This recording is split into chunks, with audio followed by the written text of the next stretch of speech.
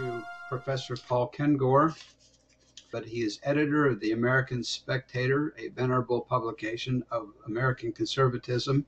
He's also a professor of political science at Grove City College. He's the author of over a dozen books, including A Pope and a President, John Paul II, and Ronald Reagan. And with that introduction, Paul's going to talk to us about Bella Dodd. Go ahead, Paul, unmute and turn your camera on, and let's hear your presentation. All right, thanks, Chris. Good to be with all of you. So yeah, I'm going to talk about Bella Dodd, and I don't know how many of you are familiar with Bella Dodd. I wish more people were. She was extraordinarily influential in the party, the Communist Party. I'll get to that in a minute. All right. So a little bit of background. So she was born in Picerno, Italy in 1904. She had this beautiful Italian name, Maria Assunta Isabella Visono. I mean, what could go wrong with a name like that, right? And so she was born there in this kind of happy Italian family in the old country. But eventually her and her family had to relocate to the United States because of job opportunities. You wouldn't know it from my Italian or from my Polish last name, Kengor, but I'm half Italian. My mother's Italian, and our Italian family came over about the same time, early 1900s. There was really a very large migration of people from southern Italy in particular at that time. And so one of them was Maria Assunta Isabella Visono, the future Bella Dodd. She completely apolitical, family was completely apolitical, but she encountered socialism right away in her public school, which was called Evander Childs High School in the Bronx. She was further radicalized in college, namely Hunter College. And Hunter College is located on the Upper East Side of New York. She was radicalized there by an English professor named Sarah Parks. And this is what happens, of course, to so many people, right? Kind of innocent, largely apolitical. They go to college, they get radicalized at college. And Sarah Parks herself was really destructive to these students. And at one point later on, in fact, Bella Dodd goes back to later visit Sarah Parks, who's this kind of charismatic professor, female professor. She finds out that Sarah Parks has committed suicide. So it's kind of a tragic end, and not completely unique among people in that world.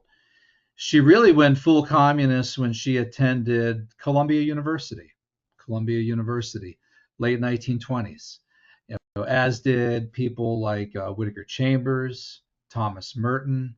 I mean, so many people, kind of, to quote New York Times former book review editor Sam Tannenhouse in his biography of Whittaker Chambers, she found the faith, right? She found the faith, the Marxist faith at Columbia University.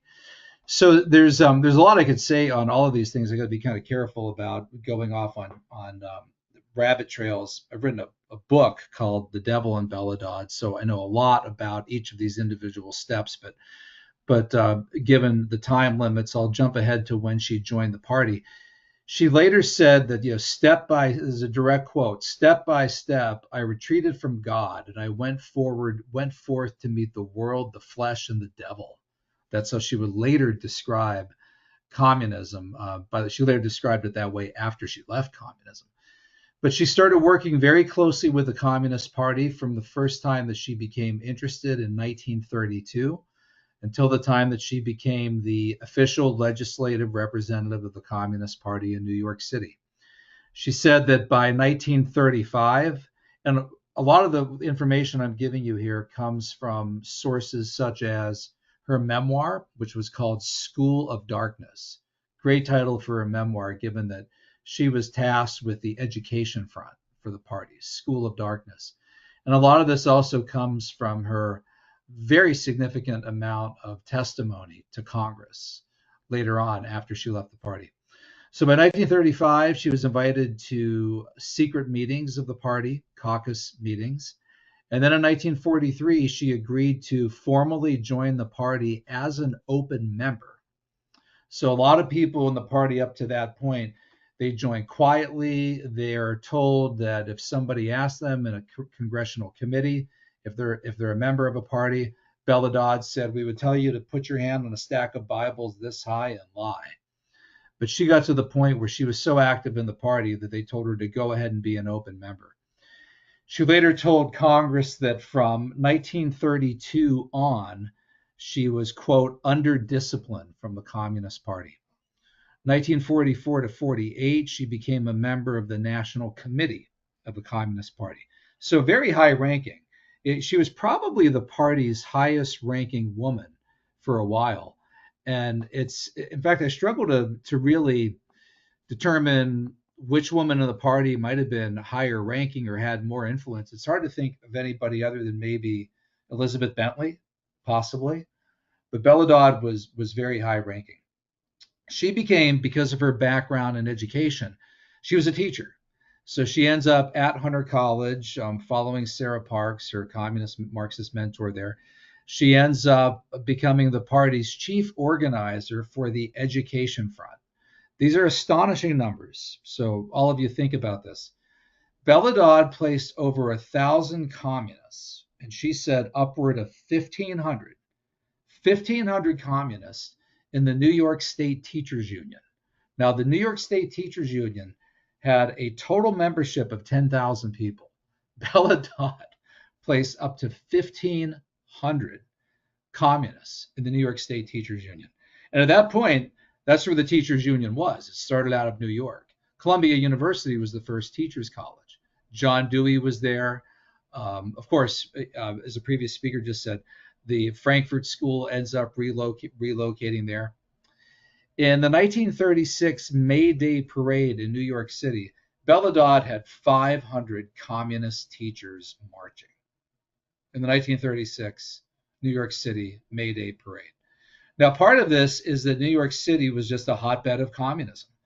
There's a March 2nd, 1948 FBI report that I like to quote in my different books, which said that there were approximately, and everybody debates this, right? How many Communist Party members were there at the height of party membership in the United States? Some people think 50,000 to 100,000.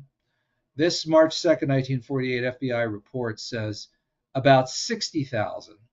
And of this, approximately 30,000 Communist Party members in Communist Party USA were in New York City alone. So vast territory of the United States, 50 states, see the shining sea, millions of square miles, and half of the Communist Party members in the country are in New York City alone. Organized through 1,016 clubs, and the FBI had accumulated 1,168 security index cards on these members. By the way, if you were put on the FBI security index, as was Barack Obama's mentor, Frank Marshall Davis. I did a book on Frank Marshall Davis called The Communist. His Communist Party USA number was 47544. If you were on the security index, you could be arrested if a war broke out between the United States and Soviet Union. So these were serious party members. And Bella Dodd was one of them. She was one of them. In addition to infiltrating education, she did such a bang-up job infiltrating education that the party tasked her with infiltrating churches. She was joined in that regard by a number of different prominent communists, Manning Johnson, who testified to Congress about the infiltration of churches in July 1953. In fact, I love this quote from Johnson to Congress. He said this: I know from my own experience that if we had an organization with 10,000 members and there were only about 60 to 70 communists, we could control the organization. All we needed was about 1% of hard, disciplined party members, and we could hijack the organization. Because most people in the organization didn't want to fight. They didn't want to fight. And he said about infiltrating churches, the plan was to make the seminaries the neck of a funnel through which thousands of potential clergymen would issue forth. So that's what Johnson told Congress.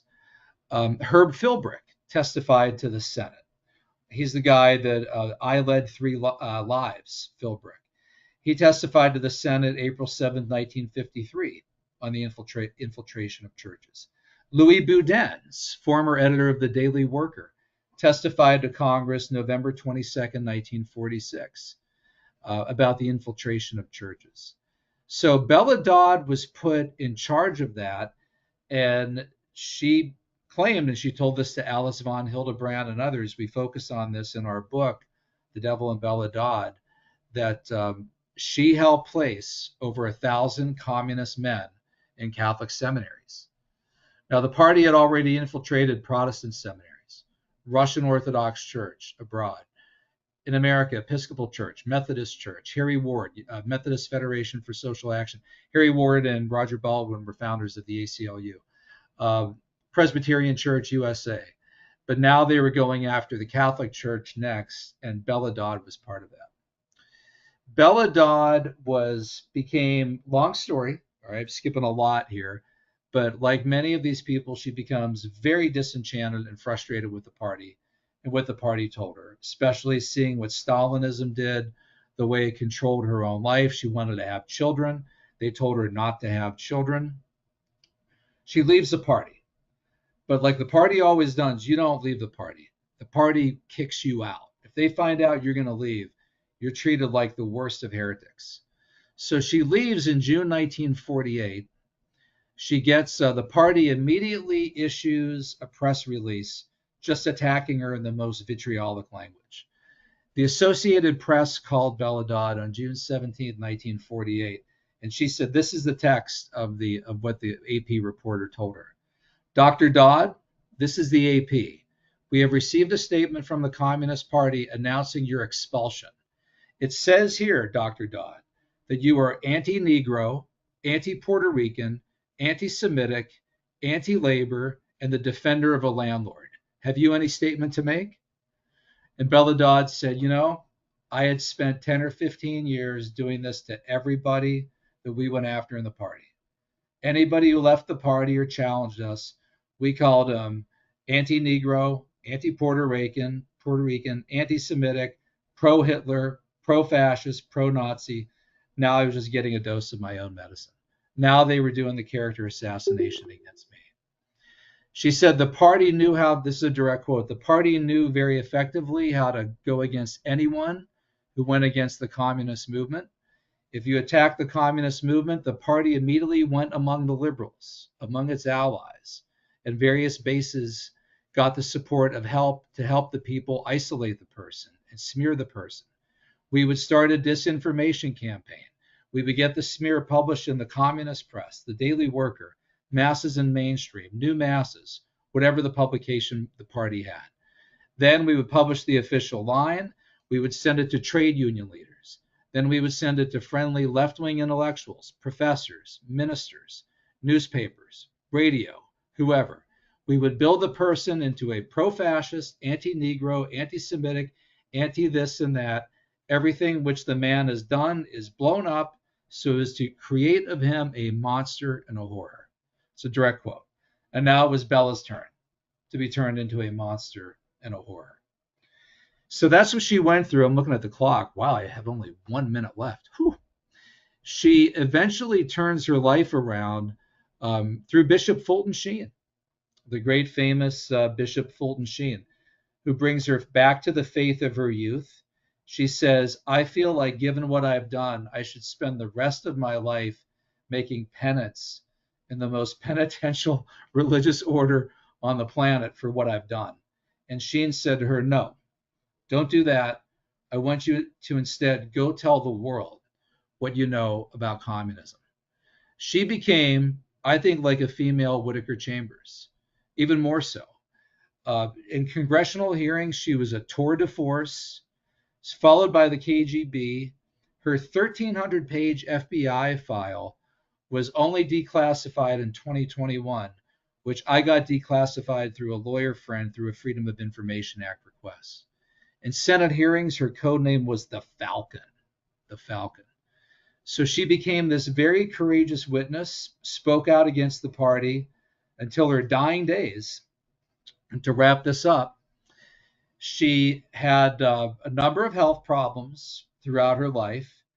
And by the time she was in her early 60s, about 64 years old, she went into St. Vincent Hospital in New York for kind of routine surgery for a gallbladder surgery. And she went into a coma after that. She went into a coma and died just a few days later, April 29th, 1969. But she's a remarkable story, and I think one of the most courageous people that fought the party, and I think has the best story of any female communist party I know of, other than maybe Elizabeth Bentley. Although Bentley died very depressed, very isolated, and in a very dark state. Bella Dodd at least had this kind of redemption that she went through in the end. That's it for tonight, folks. Thanks very much for your time. We'll see you next time.